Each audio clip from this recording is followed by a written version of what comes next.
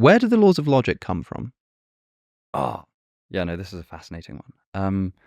One thing is that because when I was at uni, my specialty was mathematical logic. It was like, well, it's what I focused on during my like final year and then during my master's. So like, it's a very interesting question. There's a lot of dispute, understandably. Some argue that logic is fundamentally empiricist in founding. So some people argue that the laws of logic are abstracted from our observations. We don't see contradictions, so we have the law of non-contradiction, and there are various arguments used to support that. So like. There was an attempted research program called Quantum Logic in like the 80s by Hilary Putnam, I think. And he modified the classical laws of logic in line with observations from quantum theory about uncertainty principles and stuff. I don't understand quantum physics in the slightest, so I'm going to tread very lightly here. And he was basically saying, well, actually, imagine that, his general argument was, right, imagine that you couldn't know position and velocity in like general life. Well, we would modify the laws of logic to reflect that, right? You wouldn't be able to, if you knew you wouldn't be able to distribute certain properties, for instance, and stuff like that. So he's saying, okay, well, we would modify the laws of logic in accordance with that. So whether or not, you want to modify logic because of observations in quantum mechanics, he's suggesting, well, what this does show is that the laws of logic would be alterable if we encountered certain things in the world. Thus, sure, there is some empirical component to the laws of logic.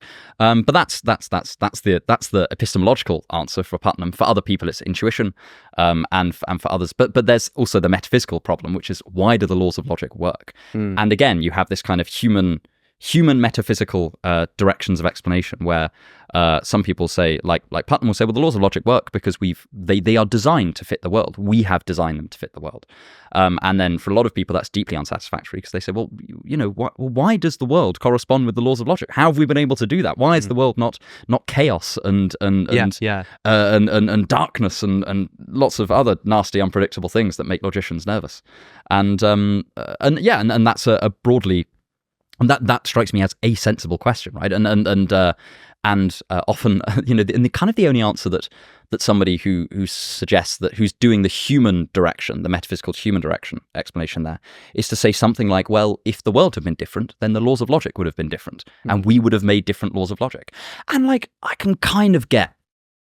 I sort of I go back and forth on this intuitively, where sometimes I find this like incredibly unsatisfying, and sometimes I'm like, okay, maybe there's something in this, because we do things like reason with uncertainty because we have probability for reasoning with uncertainty. If we were never uncertain about anything, we wouldn't have had probability. There would be no need for it. Likewise, if deduction was always uncertain for whatever reason, like that was just empirically true in the world, as weird as that is to say, then our deductions would have uncertainty attached to them and stuff like that. So there's an argument that you can say there, but then we're also at this point bumping up against something we talked about at the beginning of the episode, which is, what is the limits of possibility? Yes. Is it in some sense impossible for the laws of logic to have been different? Because by the laws of logic, what are we talking about? Yeah, actually, that's a good point as well, because the laws of logic are themselves kind of controversial. Right. So classically, things like a few uncontroversial laws, well, as uncontroversial as anything ever is in philosophy, but uncontroversial laws of logic would be, if A implies B, then you can infer from A to B, stuff like that. One of the less controversial ones is the law of non-contradiction. So not A and not A. So if you have A, you can infer not A. So something can't be true and false at the same time. Yeah, basically. I mean, it's very intuitive, right? But there are people that you say not as in it's true that not brackets A and not A. So I mean, I don't know if you can make like a little icon pop up on the screen. We're getting a hard no from our video guy. So not A and not A, and close bracket. And there are also more controversial logical laws, like the law of the excluded middle, which is, oh god, I always get this. Actually, no, let's just say something can only be true or false. Only be true or false. There are two really similar laws here. So one is the law of the excluded middle, and one is bivalence. And for some reason, I always get them the wrong way around, and I got like completely roasted by a supervisor for that. Well, what's the difference? Well, so the law of the excluded middle is something is either A or not A. The law of bivalence is any statement is either true or false. And they're clearly connected, but they are different in the way. Well, they're distinct in the way that logicians care about. I may have been misusing that too. I'm not. But sure. I mean, I misuse it all the time, and I'm meant to know about this. It's like I always say, whatever, man. Yeah, exactly. The So here are some examples of the kinds of yes. laws that we're talking about, right? These kinds of like fundamental, Mm. seemingly self-justifying, intuitive, like bases Yeah, like, for where do you working go with if you don't with have thought. this? I mean, yeah, like if A implies B, that is like if A then B, Mm. A, therefore B. Well, how do you know that? It just seems like you're kind of saying the same thing twice. Yeah, It so just it's has to like- be true. Yes, like what if you don't have this? What do you have? Yeah. So one of the quirks of classical logic is that you can and a contradiction implies anything.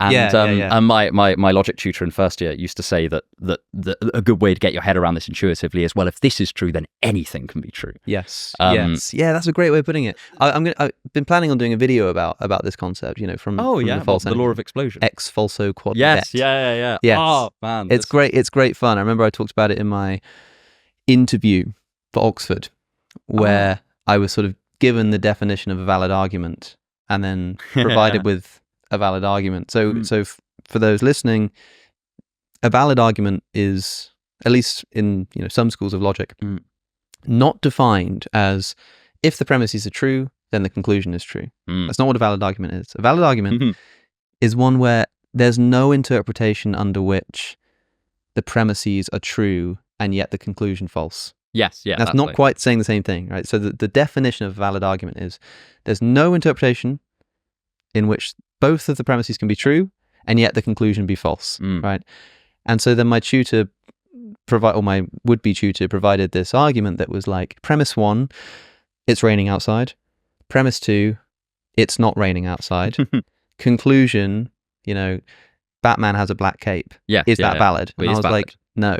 She's like, think about it. I was like, no. So I thought she was trying to trick me. I was like, no. And then suddenly the penny drops. I was like, yes, it's valid because there's no way which the premises can both be true and the conclusion be false, because there's no way that both the premises can be true because they contradict each other. I used to love doing this. I taught. And so it's a valid argument. And what that means is that it follows from it's raining outside and it's not raining outside. Yeah. From that, in logic, it follows that Batman has a black cape.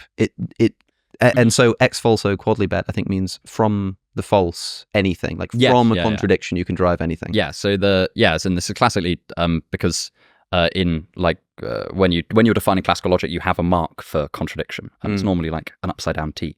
And the ex falso quod libet is from contradiction what you please, and it's just contradiction implies anything. And I mean, it's a very interesting. I mean, I taught logic to first years during my masters, and I used to love doing this. This is like my favorite little pullback and reveal over the course of the lessons. And but yes, yeah. So that's another law of logic. I mean, one thing to bear in mind here is that the laws of logic aren't nearly as uncontroversial as people think they are. So there are paraconsistent logics, as we were talking about earlier with Graham Priest. I think the trouble partly this is paraconsistent logics get rid of any contradiction implies anything. It places limits on what you can infer from contradictions because it allows for contradictions in non-trivial models of it. So yeah, that's so the laws of logic aren't nearly as uncontroversial as people think, but at the same time, for all intents and purposes, most of the time, classical logic works perfectly well, and we want certain things to really work. Like if A implies B, then if you've got A, you've got B. We really want that to work, because otherwise, what do? I don't know. We just kind of sit in a corner and cry, or at least I'll sit in a corner and cry. Even if no one else will. Everyone else will get on with their lives because they don't need everything in their worldview to be grounded in classical logic. But I do. And but yeah, so that would be so this is a real worry, right? And our theists can make a pretty cool move, which is say, well, because God has ordered the world according to the laws of logic. But there are there are a couple of things that I want to potentially talk about here as potential problems for that response, which is that one is that if God is going to be explanatory there, it sort of implies that God could have given the world a different logic, and I think that's really cool. But that in turn raises tensions for classic theistic responses to things like, can God make a stone so heavy he can't lift it? Because the classic theistic response, which I think is perfect and brilliant, that's why I don't really think it's, can God make a stone so heavy he can't lift it? It's a problem, is just to say, well, a stone so heavy God can't lift it doesn't make any sense. It's a self-contradictory property. But of course, if God crafts the laws of logic and God grounds the laws of logic, then in order for that to be explanatory, it kind of seems like God could have made it differently. Because otherwise it's like, well, if God couldn't have made it differently, then in what sense is he grounding it in a way that, I don't know, Platonism wouldn't? Or just it just then becomes a bare fact about immaterial reality rather than material reality. So there's a potential tension there with other potential like theistic responses to alternative problems. And but yeah, yes, and the second is just to stress that it's probably a bit too extreme to say the atheist cannot explain the laws of logic. But it is probably fair to say that there are genuine difficulties in grounding the laws of logic metaphysically. A lot of the time, philosophers will turn to Platonism for mathematical and logical laws to give them their grounding there. So you say that the laws of logic exist in the immaterial plane and are instantiated in the material plane. So the law of non-contradiction is out there in the Platonic realm, and in this world, it is instantiated in the fact that nothing contradicts. There are no contradictory properties. And I think that's fine. I mean, it strikes me as at least as good an explanation as the theistic one. For the reason I gave before, is that it seems like the agency of God must be pretty limited in explaining this particular thing, because otherwise, theological reasoning, why God did one thing rather than another thing and stuff like that, becomes very, very difficult, because if God isn't bound by the laws of logic, and they're kind of downstream of his will, then that becomes, then it's kind of, you make God really, really inscrutable. Yeah, maybe God does exist and also doesn't exist. It's just that the one that did exist created this law of logic, which binds everything else. Exactly. If God isn't bound by the laws of logic and instead they are downstream of him, then there's loads of theological reasoning becomes potentially really, really tricky. Yeah, and that would mean that the theist has as much of a question as to sort of where this comes from, if it binds God and doesn't come from God. And I think this is really, really nice, right? Because there is a difference between God grounding the laws of logic and God grounding the laws of like morality. Because logic is plausibly prior to God. Even in a theistic worldview, it is one of the few things that is plausibly prior to God. Yeah, it seems prior to thought. Yeah, exactly. It's like the trouble with any kind of grounding of the laws of logic, atheistic or theistic, is that, I mean, first of all, you're going to use logic to get there, because what else are you going to use? Yeah. Like, if you don't have that, you're either going to shout or just take a wild stab in the dark and then not be able to evaluate it. So there's that aspect to it. And also, just that whatever you pick to ground logic, if you're trying to ground logic in something prior to logic, then the thing that you're grounding logic in becomes really difficult to examine, because it sort of seems like it wouldn't be itself bound by the laws of logic. Because if it was, then, well, it's bound by the laws of logic. Well, where's its binding coming from? So a difficult question to answer all round. Yeah, I mean, amazingly difficult. I mean, any question that goes that attempts to take a step before you get to logic is going to be horribly difficult to answer. Yes. But I do think genuinely this is not just a problem for atheists, it's a problem for theists, it's a problem for anyone who wants to use logic. Yeah, again, why does it work? Relevant here is the Cartesian circle. I mean, Descartes tries to say that God exists, and so the sort of our trust in even our logical laws, our mathematical truths, can be grounded in the fact that we know that God exists. But if he's using reason to prove the existence of God and using God to justify the existence of reason, there seems to be a circle. Pascal once wrote that he could never forgive Descartes because he sort of uses God, he like constructs God to be this basis of his worldview, so he can justify like reason and logic and stuff, and then just has no more use for him ever again.